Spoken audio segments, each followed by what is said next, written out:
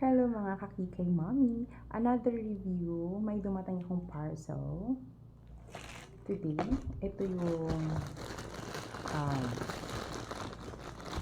inaanday kong eyelashes extension. Oh, ganda ng packaging guys. Okay. May tweezers na ako dito. Try kong pambukas. Wala yung cutter ko. Ang ganda ng packaging nila guys. Okay. This is only 195 pesos. Wow! At meron siyang handbook. Handbook on how to use the lashes. Okay. Let's find out. Okay. Okay. Okay.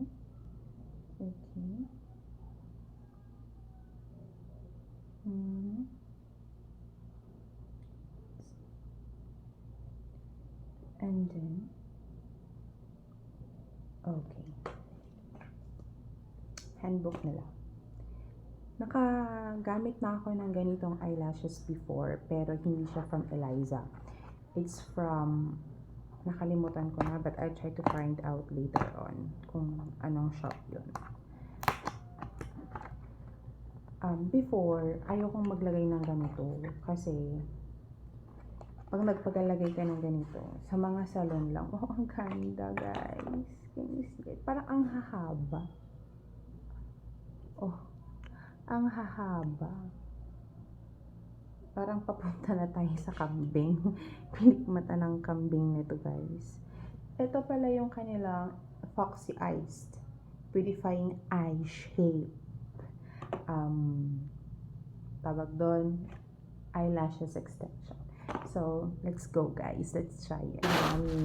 Dahil nagising po ang aking Lily, yung right side pa lang po na aking pilik matang malalagyan.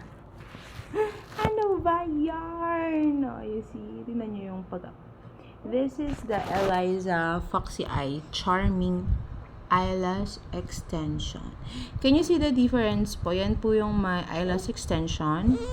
And the other one, yan po yung wala. Hello, kakikay mami. Yes, okay. After 10,000 years, naikabit ko din po tong Eliza Foxy Eyes Eyelashes Extension. As you can see, nakikita nyo ba?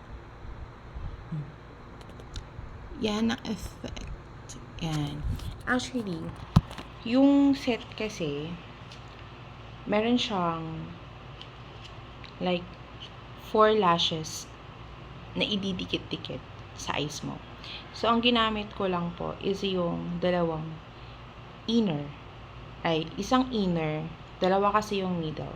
So, inner, middle, middle. Inner, middle, middle. Bakit? Kasi, yung nasa outer na po, Diyos ko, ang haba. Hindi ko na ho kaya hindi po kaya ng mata ko. O yan. So, siguro mali yung napili kong kind of eyelashes. So, mas maganda siguro kung hindi yung Foxy Eyes ang kinuha ko. Though, you can use yung iba't iba naman na eyelash dito. Pwedeng diretsong inner lahat o di kaya diretsong yung nasa middle lahat. Depende sa gusto mo.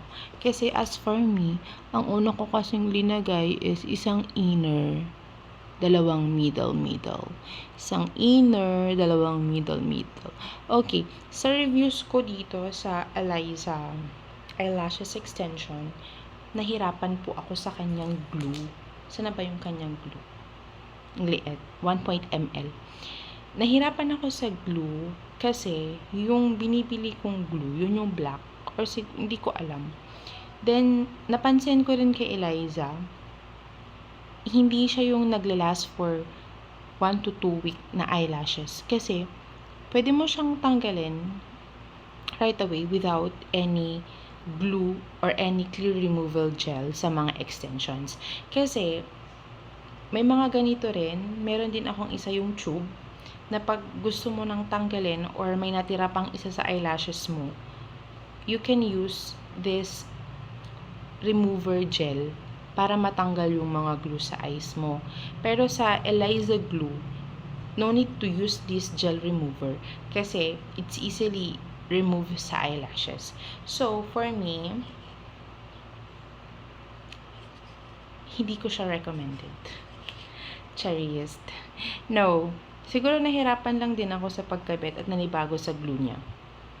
Pero, itong kind of eyelashes, the fox eyes, lalo na yung nasa outer niya, hindi ko siya gusto. Siguro nasa inner, or mali yung nakuha kong type of eyelashes. Kasi maraming type of eyelashes.